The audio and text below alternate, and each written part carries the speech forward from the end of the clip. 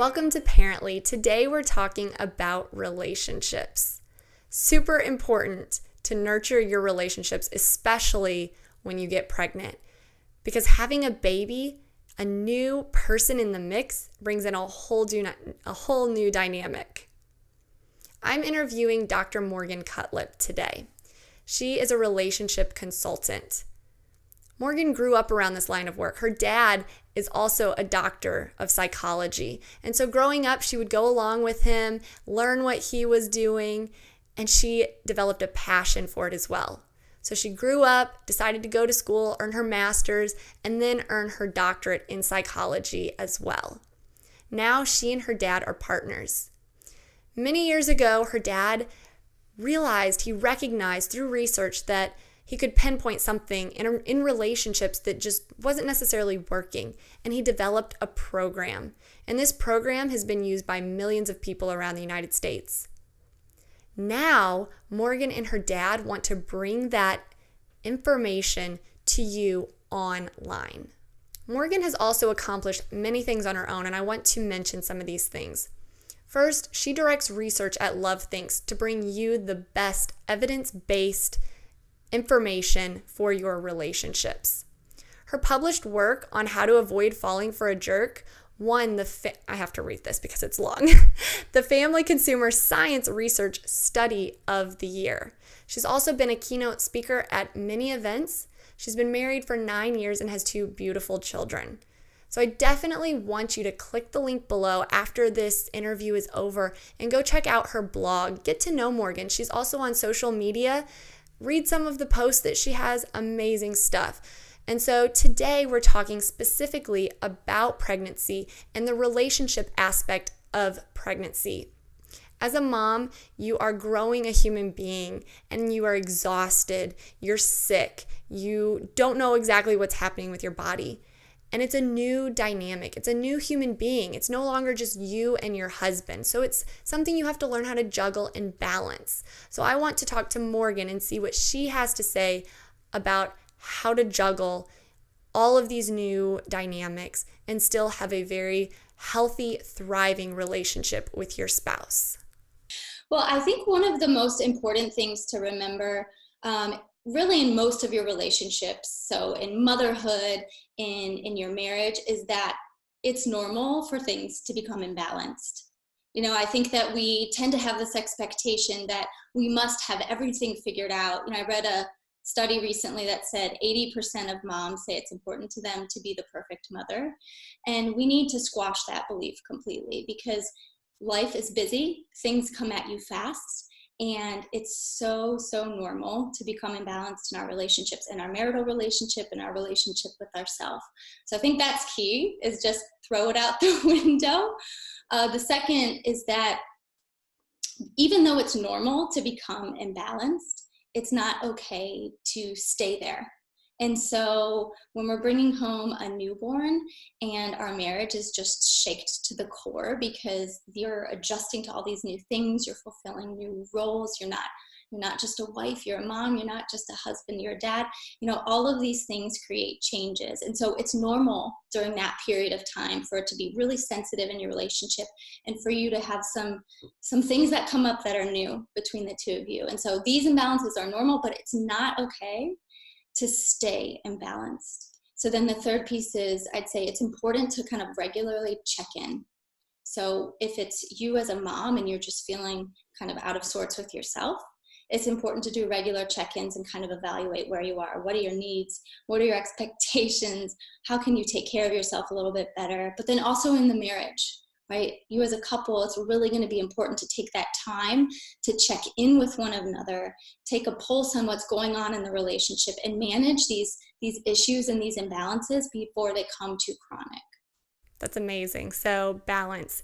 And I want to refer to something I saw on your Instagram, and you talk a lot about this also on your blog, but I recently read that you said big deal or little deal about something in your marriage and how you have to evaluate different relationships, whether you're dating, whether you're a mom in your relationship with your children, or your relationship with your husband. Is it a big deal or a little deal? So explain that a little bit. Yeah, so it's just a simple dichotomy that I use for a lot of areas of my life. So the picture you're talking about was a picture of my husband's underwear on the floor right outside the shower. And he got a little defensive. It's funny, but he does it all the time. But in marriage, there are these little deals that happen all of the time. And if we start to collect these little deals and harbor them and kind of sort them away in our brains, we can develop actually some pretty intense, deep resentments. And we start to personalize these little deals like, oh, he disrespected me by throwing the underwear on the floor. He doesn't care that I try to keep this house clean. We can start to really put a lot of meaning into these little deals. And so in marriage, I say it's really important to make as many things little deals as possible, because you're in it till death do us part. And so it's not worth shifting yourself into a bad attitude every time you see underwear on the floor, or every time the toothpaste lid isn't screwed on, or all of these little things. In parenthood, I use it with my kids in terms of emotional regulation. So I have two little kids, a 3 and a 5-year-old. So toddlers tend to experience everything as a pretty big deal, right? Or shoes uncomfortable. I don't like my sock. I didn't get this snack today, whatever. Everything seems to be a big deal. So I help to explain this concept to them, and then help them to kind of decide in the moment, is this something worth having a big deal reaction or a little deal reaction? And that really helps. Also, when they're evaluating friendships and something happens to them, it's kind of a nice way to start developing some discernment in the relationships. Your friend didn't share. Is that a little deal or a big deal? Does this happen a lot? You can start to kind of put a picture of another person together and teach kids that from a young age. And then in dating, sorry, long answer, but in dating, little deals actually are pretty important, because little deals reveal major patterns. And so I don't think it's important to react to every little deal in dating, but it's important to start kind of keeping a mental log of what you see about somebody, and then look at that big picture. Do you see a pattern? Is this revealing how thoughtful they are of you, or how conscientious they are of you? And it really starts to let you know if this is somebody who has good long-term potential as a partner, or is this somebody who's going to be pretty difficult to live with? I love it. So for you mama watching, if you want to hear more about what Morgan's saying, definitely click the link below, or go to her Instagram, My Love Thinks, and we'll put the link below. But click that link, go to her blog, read about all that she has to say. Now I want to transition into pregnancy and thinking about all that happens in a pregnant woman's body and emotional changes. How do we take and calm ourselves down, and we're pregnant, there's a lot coming at us, and make things that seem like a big deal a little deal, because it is a big deal. I mean, we're pregnant, it's exciting, and it's new to us. We're exhausted, we're nauseated, we're still trying to work, whatever it is. How do we, in a sense, in our minds, calm ourselves down and say, it is a big deal, but I have to make it a little deal because I'm going through this. It's going to be a 9-month journey. Yeah, and I think, give yourself a little grace, because everything kind of does feel like a big deal in the beginning. And I'd say celebrate that, live in that for a minute, but then you have to shift your focus. And so however that works for you, you have to start to find things that kind of put your experiences in perspective.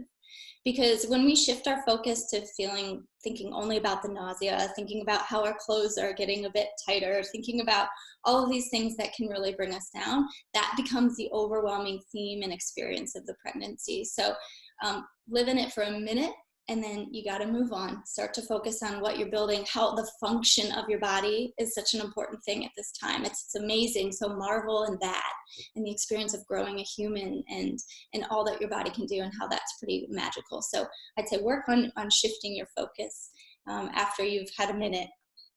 Give yourself permission to have that minute, and then kind of move on. Okay, so before we started this interview, I asked Morgan about preparing for her pregnancy and how she got ready for that big labor and delivery day. So let's tell our audience a little bit about what you told me earlier, Morgan, about that class that you took.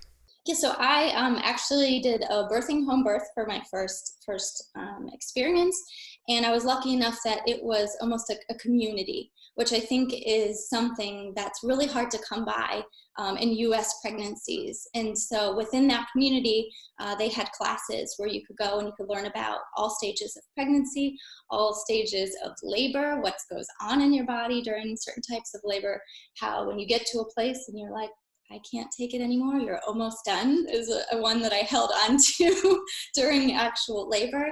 And then also some things to expect after. And so that preparation was incredibly powerful for me in my birth experience and then my after birth experience, because, I think it's like 70% of women experience some postpartum blues. And so it was nice to know these things. It was nice to know what to expect. So I think that the educational piece and that preparation piece was very powerful for me. And so I'd encourage anyone who's going to become pregnant or is pregnant, you want to prepare yourself, prepare your head, prepare your thoughts and your heart for this experience. And if you can't find your community in person, if you can find one online and that support there, that's a very powerful thing. Yes, I totally agree with everything Morgan just said.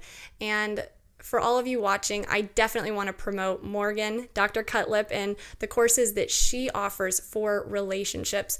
Your relationship with your husband during this time of pregnancy and even after or before is so fragile, and it's something that you want to do everything you can to nurture and protect and not collect all of these little things in your head that are nagging and make those big deals small deals. So I definitely want you to click the link below, go check out Morgan's blog, and check out her courses that she offers for you in your relationships. Thank you so much, Morgan, for sharing today. Thank you so much for having me.